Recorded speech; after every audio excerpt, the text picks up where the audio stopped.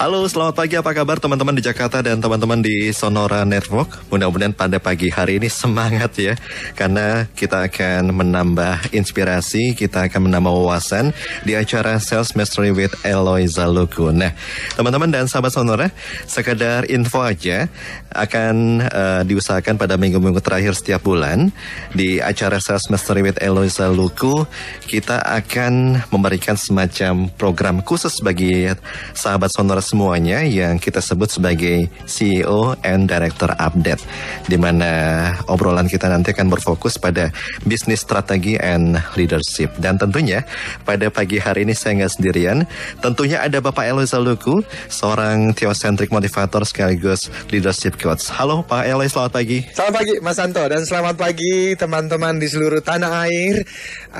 Dan tentu saja hari ini teman-teman sales bangun pagi dengan semangat dan tentu saja siap untuk melayani dan membantu para klien dan nasabahnya. Dan saya mau menyapa teman-teman di Bali.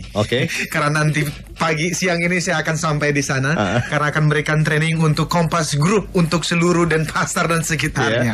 Jadi yang mudah-mudahan kita ketemu di Pantai Kuta nanti. Wah, ini enak nih ya. Seminar kok sekaligus kopsnya di Bali ya, sekaligus jalan-jalan Pak Eloy. Harus dong. Harus. Menikmati hidup. Ini tamu kita siapa pagi ini Pak Eloy? Jadi hari ini teman-teman Sonora, kita mau memberikan program spesial.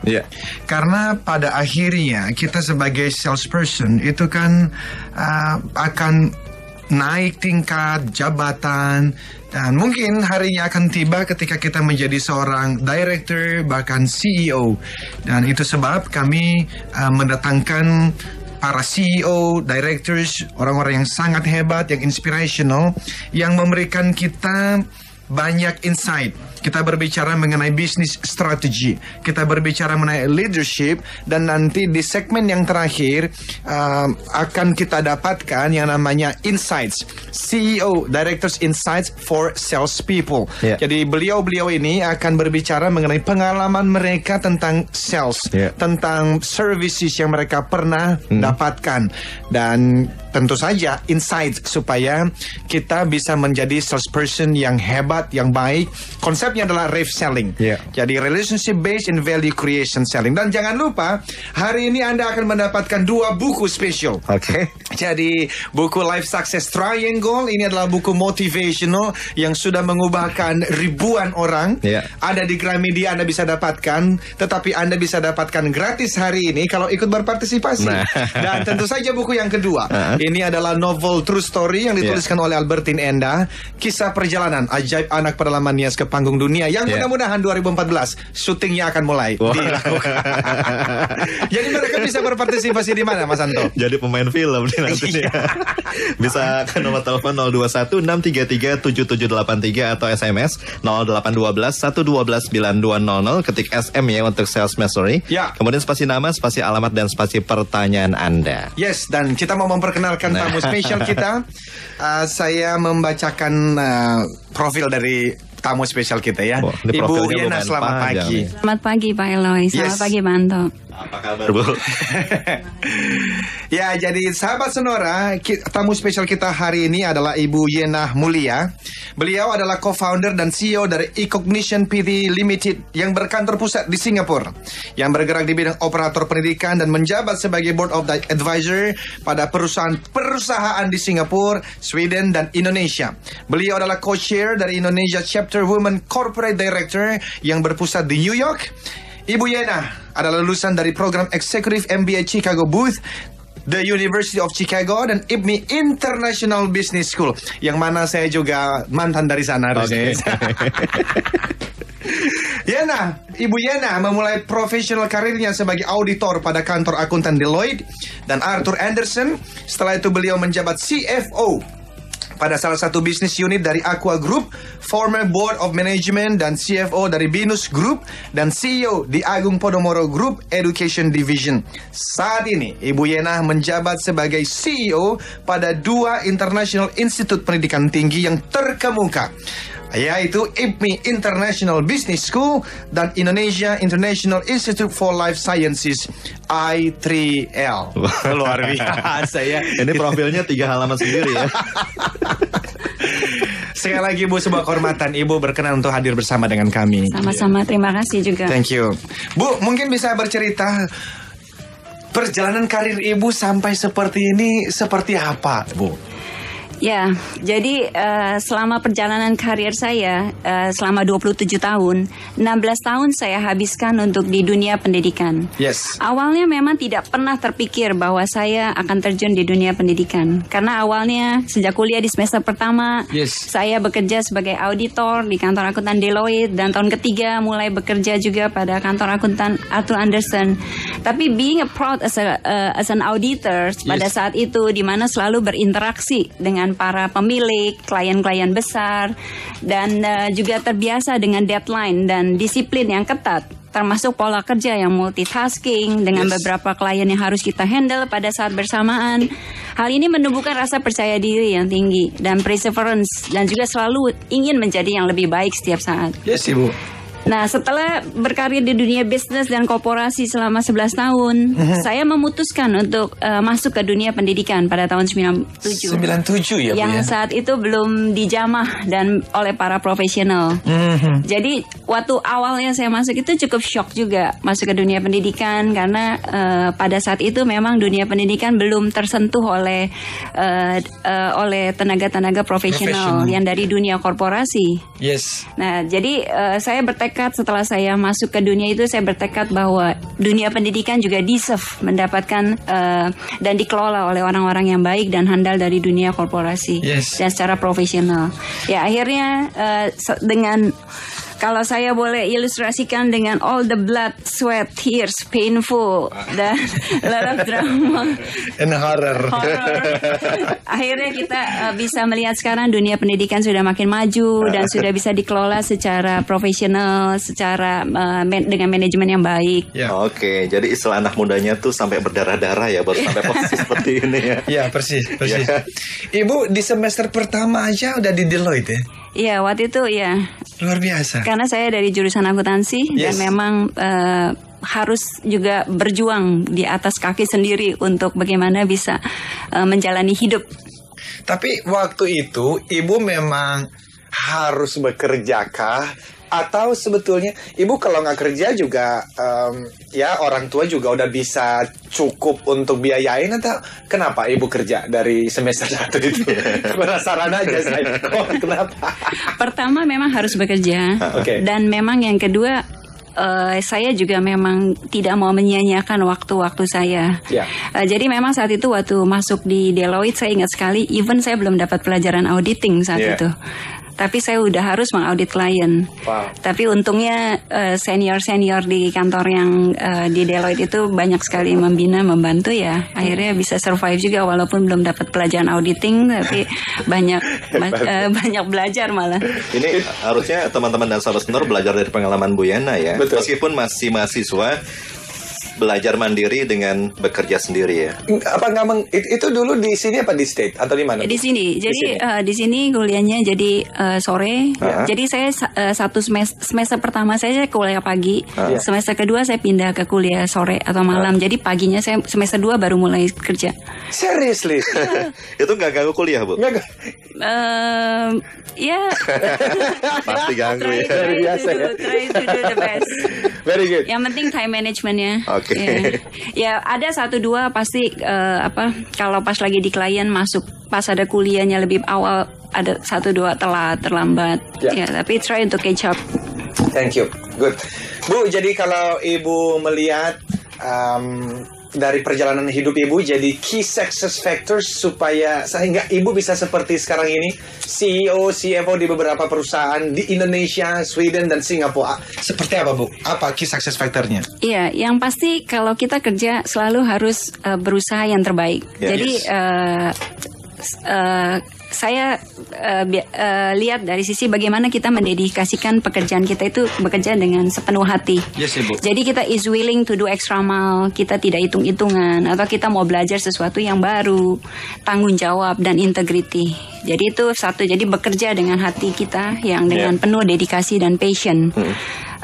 Dan bagi saya kalau kita ke kantor atau kita ke pekerjaan kita, hati kita mesti senang dulu.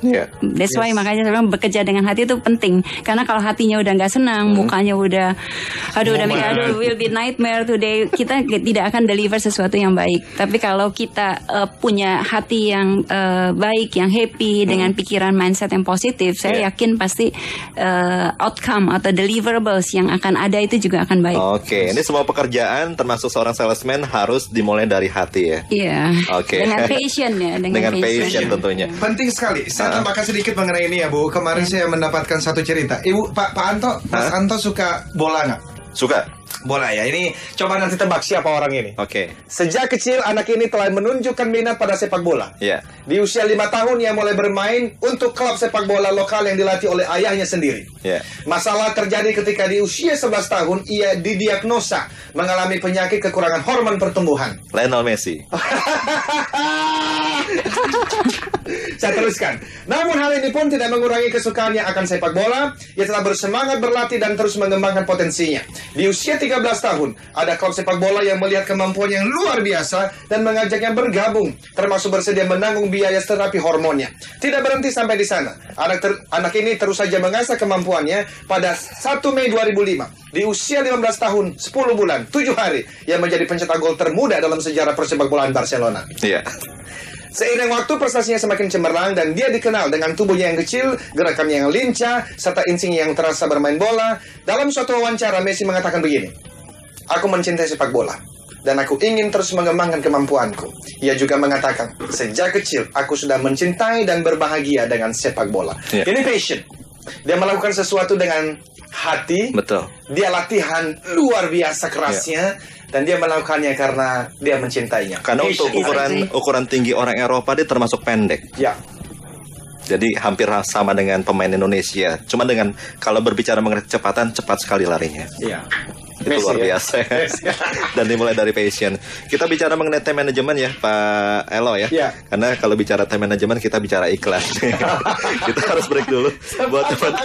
Buat teman-teman dan sahabat Sonora, kalau mau bergabung silakan aja, bisa langsung telepon ke nomor 021 633 7783. Sementara nomor SMS-nya 0812 112 9200.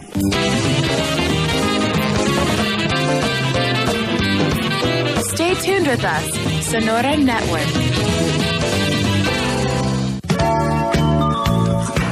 Ya, teman-teman dan sahabat Sonora di Jakarta dan Sonora Network, kita masih di acara Sales Mastery bersama dengan Eloisa Luku pada pagi hari ini sampai jam 8 pagi nanti, dan masih ditemani oleh Ibu Yena Mulia. Kalau ada pertanyaan silakan Anda bisa bergabung. Telepon boleh 021 633 7783 atau kirim SMS ke nomor 0812 112 9200. Pak Elo akan bagi-bagi buku ya pada pagi ini ya. Persis, dan teman-teman Sonora, kami sudah mendapatkan jutaan SMS dari dan semua bertanya mengenai sales. Tunggu ya, nanti sampai di segmen terakhir kita akan jawab beberapa. Dan kalaupun hari ini tidak, kita akan jawab minggu depan. Karena untuk minggu ini, hari ini kita fokus untuk menggali ilmu dari Ibu Yena sebagai CEO, CFO di beberapa perusahaan, dan salah satunya dalam dunia industri pendidikan hari ini di IPMI Business School. Ya, Ibu, tadi Ibu memutuskan untuk masuk dalam dunia pendidikan pada tahun 97. Melihat bahwa memang di situ ada business opportunity yang baik kah, atau simply karena memang merasa Indonesia deserve untuk mendapatkan pendidikan dengan kualitas baik? Ya, seperti yang tadi saya sampaikan bahwa memang awalnya saya juga tidak punya clue sebenarnya, to be honest, karena saya datang dari dunia korporasi, dari dunia bisnis, terus saya tidak punya clue sebenarnya dunia pendidikan itu apa. Tapi setelah saya masuk ke dalam itu, saya makin merasakan ini harus perlu pada tahun 97 itu, karena memang belum tersentuh sama sekali dengan sisi manajemen yang baik atau dengan yang profesional dan dengan misalnya katakan pada saya ingat pada tahun 97 itu, kalau di dunia pendidikan kalau mau bilang profit itu tabu. Kayak sesuatu yang paling nggak boleh dibilang kayak sakral, nggak boleh bilang bahwa itu profit. Tapi kalau saya lihat, kalau institusi pendidikan atau saya merasakan institusi pendidikan itu harus profit. Kalau dia tidak profit, bagaimana dia bisa mendapatkan atau meng-hire dosen-dosen yang baik, tenaga pendidikan yang baik, memberikan infrastruktur secara akademik yang baik untuk para students, para stakeholders dari institusi tersebut. Nah, jadi saya percaya kalau organisasi yang baik itu harus profit dan harus sustain. Nah, tapi kembali lagi, profit itu harus diapakan?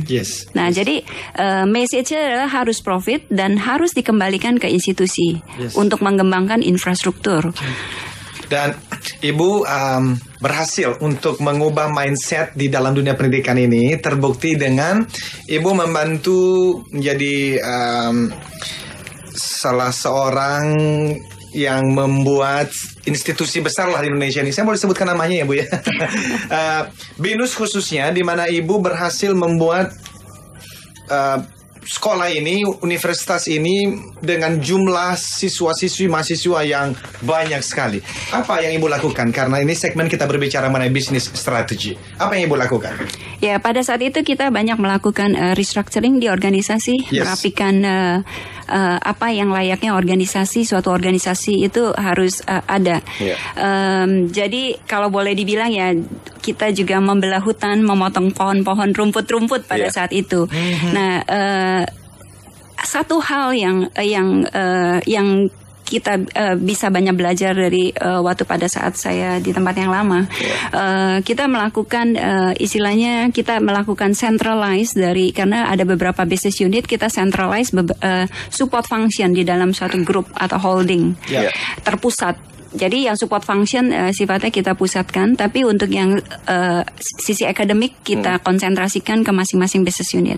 Nah, jadi in terms of economic of scale atau dalam sisi jumlah kuantum, kita punya economic of scale yang baik. Jadi pada saat kita dealing atau negosiasi dengan pihak ketiga atau vendor, kita punya purchasing power atau bargaining power, bahwa kita punya kuantum yang besar untuk mendapatkan harga yang regional. Tidak selalu harus murah, tapi regional dan baik, dan mendapatkan outcome yang baik dari para vendor tersebut. Nah, itu dari sisi untuk operationalnya.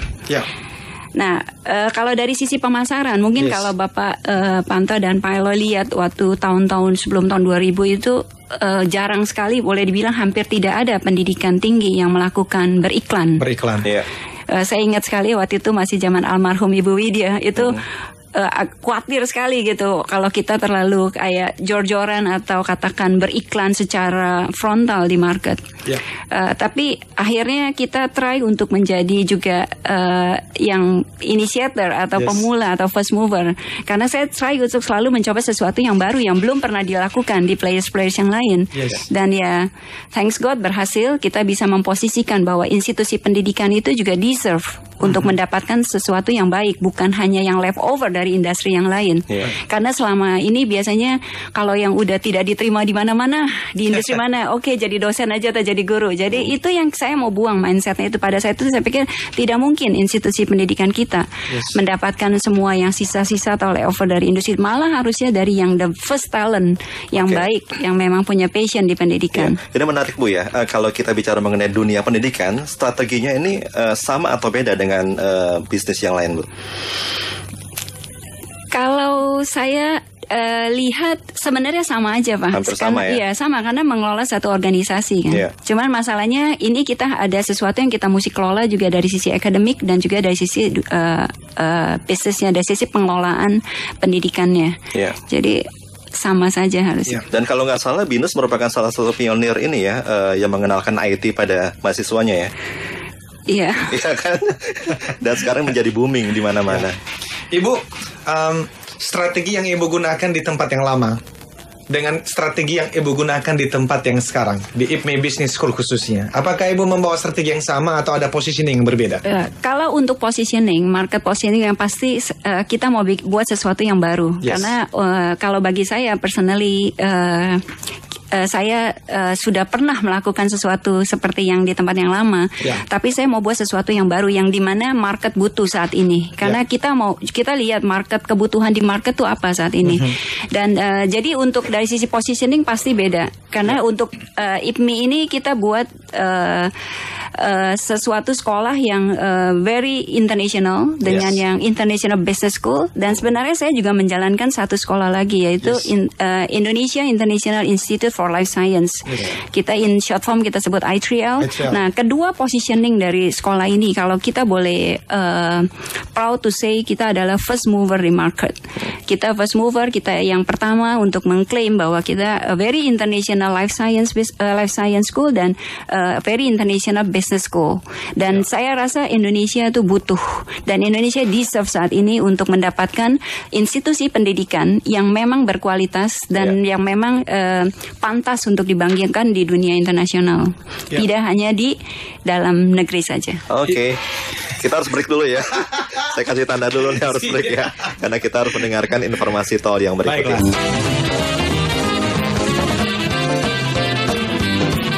Stay tuned with us, Sonora Network.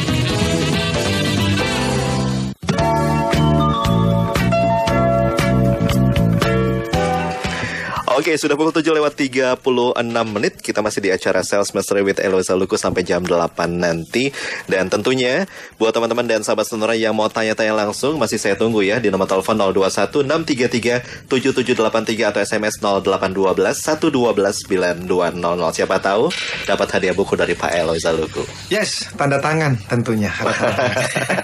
Ya, dan itu membantu sekali ya, khususnya teman-teman yang merasa butuh motivasi ya. Itu adalah buku, dan juga ada nanti di lain waktu kita bisa memberikan CD audio juga ya.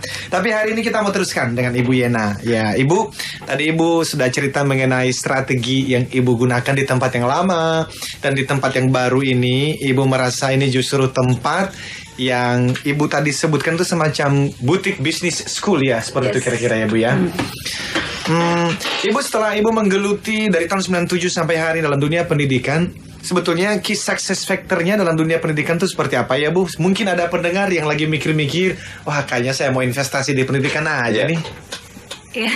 Ya, memang banyak teman-teman juga yang sangat tergiur setelah melihat sekarang di mana-mana booming pendidikan, dan kalau Pak Eloy dan Pak Anto tahu ada sekitar 3.800 perguruan tinggi di Indonesia saat ini. Dan di Jakarta sendiri lebih dari 300. Nah, jadi semuanya pengen punya sekolah, pengen punya perguruan tinggi, tapi kita harus juga bertanya pada diri kita sendiri, apakah kita siap untuk siap dalam hati, karena kalau bagi saya pendidikan di dunia pendidikan itu kita harus punya juga passion bahwa kita ingin mendharmabatikan sesuatu tentang pendidikan, tidak melulu harus yang kayak tadi komersial atau apa, tapi tetap harus mesti siap punya hati yang untuk pendidikan. Di samping itu juga mesti siap dengan passion tadi, nggak semata punya uang terus pengen punya gitu, itu bisa kalau kita, tapi apakah siap dengan investasi yang besar di awal dan untuk dalam jangka panjang dan segala-galanya itu. Jadi niat pertama tuh harus tulus loh, mencerdaskan kehidupan bangsa. Jadi bukan cuman ngerasa di situ ada duitnya, lalu gua lagi banyak uang nih, lalu kita main di situ ya. Passionnya penting sekali. Tapi silakan. Dan yang kedua mungkin juga dengan players yang ada saat ini yang begitu banyak di Indonesia itu. Jadi kalau kita compare even di Singapura, di Singapura cuma punya 3, baru saat ini aja ada 5, tambahan 2. Tapi memang kembali dengan populasi kita yang jauh lebih besar. Tapi kita 3.800 loh Pak, lebih dari. Jadi yang kedua itu berarti dengan banyaknya players yang ada di Indonesia, kita juga mesti jelas untuk market positioning-nya, differentiation-nya. Apa yang kita mau bilang ke market bahwa sekolah kita atau institusi pendidikan kita itu beda di market. Nah, kita mesti punya unique selling point-nya itu apa, USP-nya.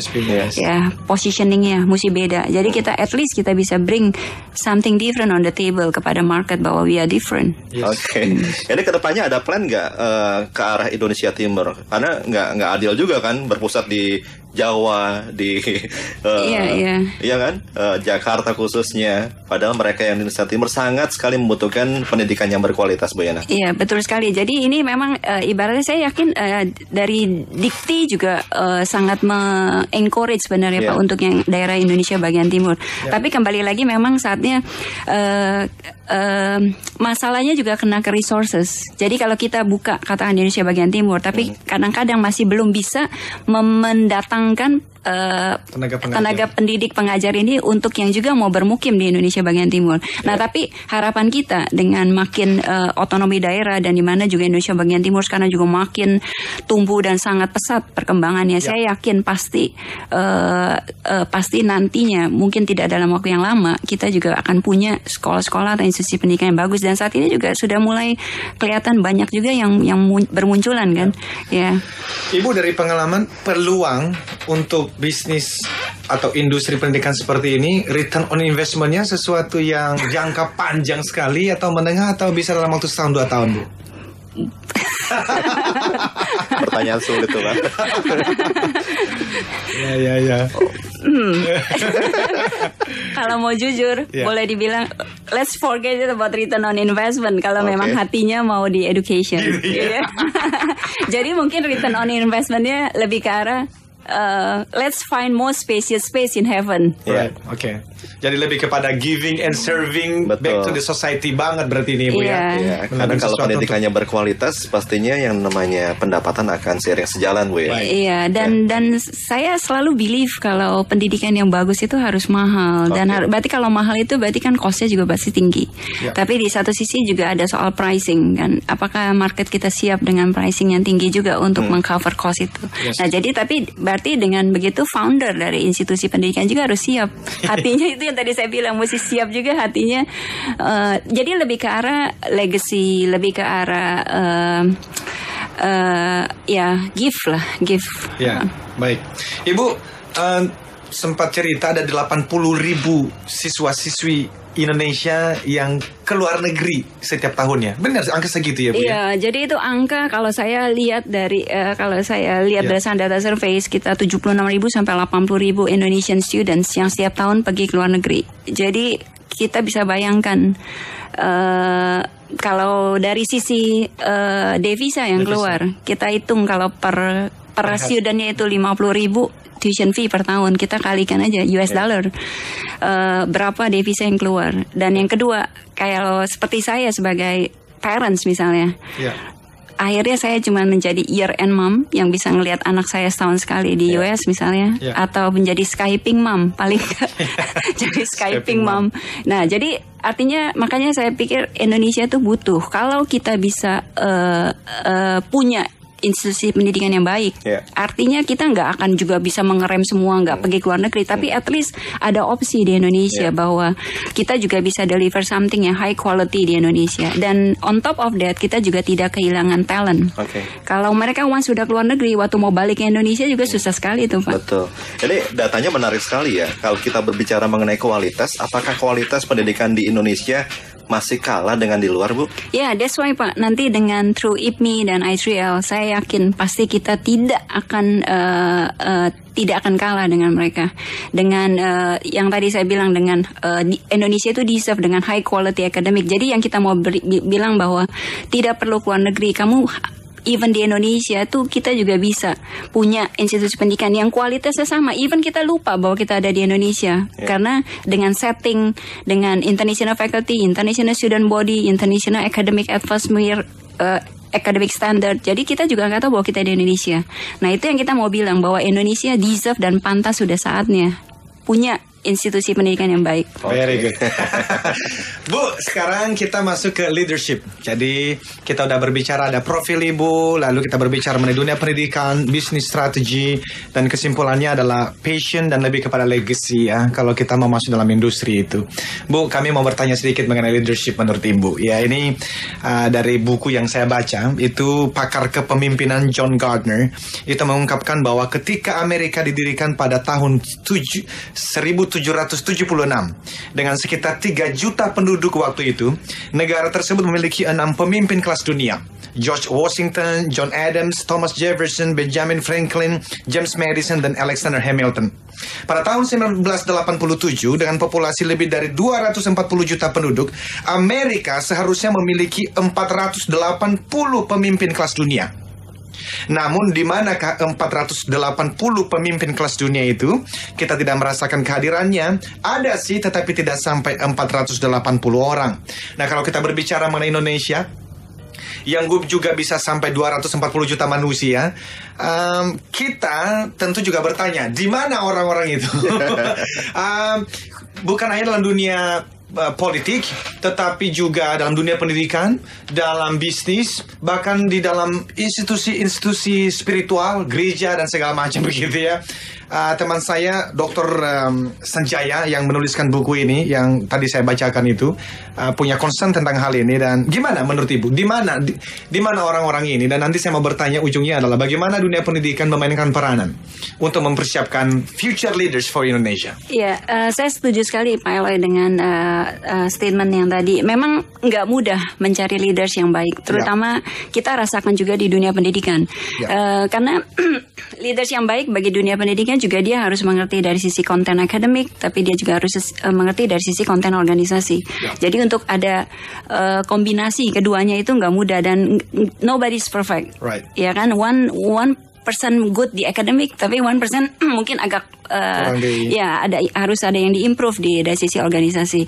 Nah, jadi dengan melihat realita itu, kalau saya lihat ada baiknya juga kita melakukan strategi dengan internal grooming dengan talent yang ada. Jadi biasanya kita lakukan internal grooming dan kita malah bisa menanamkan value system, culture, budaya yang kita mau dapatin dari leaders yang akan kita dapatkan untuk nantinya. Future leader ini kita mau jadi apa? Jadi kita juga bisa mudah untuk membentuk mereka sebagai role model dari organisasi yang kita mau bangun sesuai dengan visi misi organisasi tersebut.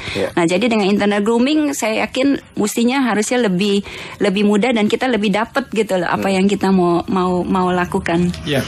Jadi itu yang Ibu lakukan di tempat yang lama dan mungkin nanti juga di tempat yang baru. Jadi internal grooming ya untuk mempersiapkan leaders di dalam institusi yang Ibu. Dan setelah internal grooming, setelah kita berhasil memilih star-star di dalam organisasi, kita bisa minta leaders yang kita telah tunjuk ini juga menunjuk suksesornya siapa nantinya. Jadi dia harus bisa name it 1-2 nama kepada pimpinan bahwa ini yang akan nanti penggantinya saya loh. Jadi tidak ada istilahnya yang tidak tergantikan, tapi harus ada part of the succession planning. Amerika Serikat merupakan salah satu contoh bagus Bu ya. Presidennya tuh ada regenerasi dari waktu ke waktu ya. Indonesia baru punya berapa presiden ya? Kita lagi nyari 2014. Kita break dulu ya Pak Elo ya, teman-teman dan sahabat Sonora, jangan kemana-mana, tetap bersama kami sampai jam 8 nanti.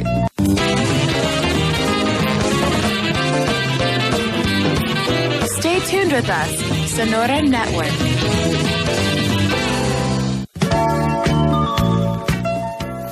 Ya, masih ada 8 menit lagi Pak Elo, nggak terasa. Yang jelas cerita dari Ibu yang tadi semoga menginspirasi ya buat teman-teman dan sahabat Sonora pada pagi hari ini Pak Elo ya. Baik, jadi rekan-rekan Sonora, ini kita masuk di segmen terakhir ya Ibu. Kita sudah melingkan semuanya ke sales mastery ya. Jadi ada beberapa pertanyaan, kita baca dulu dari salah seorang yang menurut beliau ini kenal dengan Ibu Yena. Beliau bertanya, pagi Bu Yena Mulia, apakah Ibu alumni Untar Jakarta? Jika ya, kita pernah satu kelas. Selamat ya Ibu, sukses, God bless you, dari Ibu Leoni. Iya, apa kabar Leoni? Saya alumni Untar, angkatan 86 persis ya. Jadi mantap. Ketahuan deh umur ya. 86 saya masih bayi. Coba kalau ngeliat muka pasti kenal ya. Iya. Kalau papasan ya Bu ya. Harus kenal. Harus kan. Lalu ini ada pertanyaan dari Ibu Indri di Salemba. Selamat pagi Ibu, Pak, Mas. Anak-anak bertumbuh karena tidak hanya di sekolah atau di kampus. Iklim dalam masyarakat juga berkontribusi. Jadi kalaupun ada sekolah sangat berkualitas di Indonesia, sangat diperlukan kebijakan negara mendukung terciptanya dunia pendidikan yang bermutu. Bagaimana menurut Ibu? Betul ya Bu ya? Iya. Jadi memang saya rasa pendidikan hanya di sekolah atau di pendidikan tinggi aja tidak cukup, tapi harus dibantu dengan value system dari keluarga, dari masyarakat, bagaimana juga karakternya dibangun. Betul. Karena kadang-kadang kalau mereka juga sudah siap dari sisi akademik, tapi dari sisi value atau dari sisi karakter tidak tepat juga, nanti dia tidak siap di dunia industri. Nah, that's why makanya yang kita mau bangun pada sekolah kita adalah selain kita mempersiapkan mereka secara akademiknya, tapi kita mau mempersiapkan bahwa mereka juga ready di market. Kita ada satu cluster subjek, kalau di IPMI itu kita sebut market readiness. Yes. Jadi dia juga ready, jadi dia tahan banting juga, durable, dia bisa perseverance kalau dia menghadapi masalah-masalah di industri. Jadi nggak cengeng gitu loh. Baik. Siap. Baik, Ibu, apakah Ibu Yena ada semacam pengalaman bertemu dengan salesperson atau mendapatkan service? Ini program kan banyak teman-teman sales yang dengerin ya. Dan jadi ini semacam pengalaman dari seorang CEO, pengalaman dari seorang directors. Ada pengalaman yang menurut Ibu tuh bisa di-sharingkan dengan teman-teman sales di luar sana? Iya, jadi emang unik kalau saya boleh ingat-ingat ya yang benar, yang tidak lupa itu. Saya pernah punya satu pengalaman. Waktu itu saya pernah lihat satu iklan di koran. Waktu itu kebetulan di Singapura. Saya lagi weekend. Jadi suatu Sabtu siang gitu, habis kita di rumah baca-baca, ada satu koran tuh put satu halaman penuh untuk iklan properti. Terus saya tertarik, pikir ini apa sih? Tapi nggak kepikiran juga kepengen beli atau apa. Terus saya jalan dengan suami saya ke kantor pemasarannya. Nah, dari kita mulai turun dari mobil sampai kita masuk itu salespersonnya luar biasa kalau menurut saya. Jadi dari penerimaannya, dan saya teringat Pak Eloy punya konsep yang rave itu, bagaimana engaging, bagaimana consulting. Nah, itu saya lihat dapat di dalam salesperson itu. Dan dia tuh benar-benar try untuk understand our needs. Dari saya nggak kepingin beli Pak sama sekali, nggak kepikir saya setengah hari bolong di weekend saya beli rumah gitu, nggak kepikir di Singapura lagi. Jadi tapi karena salesperson itu begitu engaging, begitu meyakinkan, begitu lovely, begitu care, dari kita nggak kepengen beli, ya dah jadi dan jadi beli. Tapi sebenarnya crazy juga keputusan membeli properti within cuman even not more than one day gitu. Tapi karena sebenarnya kalau saya melihat lagi faktor dari salespersonnya yang luar biasa. Jadi intinya touching the heart kali ya. Iya. Itu salespersonnya pasti bekerja dengan hati, Pak. Pasti. Dengan passion, dia tahu bahwa ini mungkin waktu saya turun dari mobil dia udah bilang, "Wah, this is my prospect." dia target, "Wah, saya mesti lock the deal, gimana caranya?" Nah, dia tapi enggak kesannya dia maksa, enggak kesannya dia kayak jualan. Betul. Tapi dia tanya apa gimana. Jadi exactly like your concept Pak, yang rave itu. Karena beda menjual barang-barang kelas premium dengan barang-barang retail. Jadi kita akhirnya yang dengan ada relationship itu, akhirnya kita build relationship dengan dia sampai sekarang. Kalau mau ada teman-teman mau nyari, saya tinggal refer ke dia aja. Wah, luar biasa. Dan kalau kita kepengen apa, tinggal telepon dia. Jadi itu side produknya Pak. Exactly. Itu sales pasti kaya raya sekarang ya. Sangat. Dan nanti kalau dia lagi main ke Indonesia, kita akan undang juga untuk sharing di sini ya. Karena dialah si rave salesperson itu. Jadi teman-teman Sonora, saya sudah berkali-kali kita bahas ini. Ada hard selling, hit and run, ada consultative selling, tetapi consultative selling pun masih ada unsur manipulatif di dalamnya. Jadi kelihatannya baik, kelihatannya caring, padahal sebetulnya enggak genuine caring. Sebetulnya baik itu hanya menunggu waktu untuk ngejual gitu ya. Tapi seorang rave seller yang selalu kita bahas adalah, bagi dia filosofinya selling is about giving and serving always. Profit is a byproduct. Apakah mesti profit? Harus. Karena kalau tidak profit, bagaimana bisa memberi dan melayani? Tetapi awalnya adalah passionnya memberi dan melayani. Itu sebab di dalam kita punya rave selling relationship itu ada 3 hal. Click, communicate, connect. Jadi pertemuan pertama yang Ibu tadi sebutkan mulai dari masuk parkir pun sudah ada kliknya. Nah, apa sih yang dilakukan supaya bisa klik? Itu yang di dalam relationship. Sesudah klik, pasti ada komunikasinya dengan Ibu. Cara dia menanyakan, cara dia senyumannya, dan bahkan connect. John Maxwell ngomong begini, everybody communicates, all communicates, few connect. Itu kalau connect itu udah menangin hatinya. Betul. Mas Wanto. Dan itu ternyata in seconds, in minutes kita bisa melakukannya. Betul ya Bu ya? Satu hal lagi yang saya tadi teringat juga, jangan underestimate kita punya prospek buyer. Saya ingat waktu saya datang itu, terus terang saya pakai baju rumah, Pak. Habis bangun tidur dari Sabtu gitu, saya pakai baju rumah dan tidak benar dalam konteks kita mau beli gitu, cuman mau jalannya lewat pakai sandal.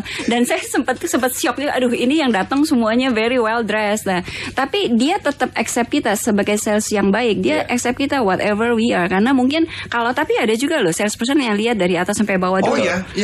Dan jadi makanya saya merasa dia tulus. Dia tulus, dia sincere, dan memang dia honest. Dan dari dia cara engaging dengan kita juga, dia storytellingnya juga enggak kayak dia create story something yang bohong atau yang fake, tapi yang real. Dan kita kan ngerti juga nih orang ngomongnya lagi bohong apalagi ngomongnya lagi benar gitu. Nah itu mungkin saya rasa ada tips juga kalau kita tidak boleh underestimate kita punya prospek. Betul. Jadi teman-teman SPG kalau lagi dengar, kalau ada orang masuk ke outlet Anda, pikirannya jangan ini mah PPD pegang-pegang doang. Jadi akhirnya mereka tidak melayani. We never know. Siapa tahu memang sebetulnya dia kelihatannya appearance bajunya lagi baju rumahan, tapi kan milianer itu lagi yang datang itu. Bob Sadino pakai celana pendek terus. Persis ya. Pengusaha papan atas. Kasusnya Oprah juga ya. Oprah ya Bu ya. Nah, ini ada yang beruntung Pak Eloy mendapatkan buku Pak Eloy yang sangat inspiring banget ya. Ada Intan di Malang, nanti bukunya akan dikirimkan langsung ke Malang. Sementara Ida di Bekasi langsung datang ke Sonora ya untuk mengambil bukunya. Baik. Bu Yana, terima kasih banyak buat kehadirannya. Mudah-mudahan cerita Bu Yana tadi bisa menginspirasi kita ya. Khususnya mengenai dunia sales dan leadership ya Pak Eloy ya. Yes. Dan sebagai penutup untuk teman-teman sales, teman-teman sekali lagi, do your best ya. Kita sudah berbicara mengenai passion hari ini. Cintailah pekerjaan Anda. Dan ada beberapa pertanyaan tadi yang mengatakan, kayaknya saya salah profesi. Well, do the best you can di profesi hari ini. Karena ketika Anda melakukan yang terbaik, justru mungkin Anda akan menemukan you are at the right place. Jadi teman-teman, all the best. Layani, berikan yang terbaik dengan hati. Dan keuntungan, kesuksesan biasanya mengikutinya. Oke. Akhir kata, saya Anto. Saya Eloy. Saya Yena. Katakan salam sukses. Thank you.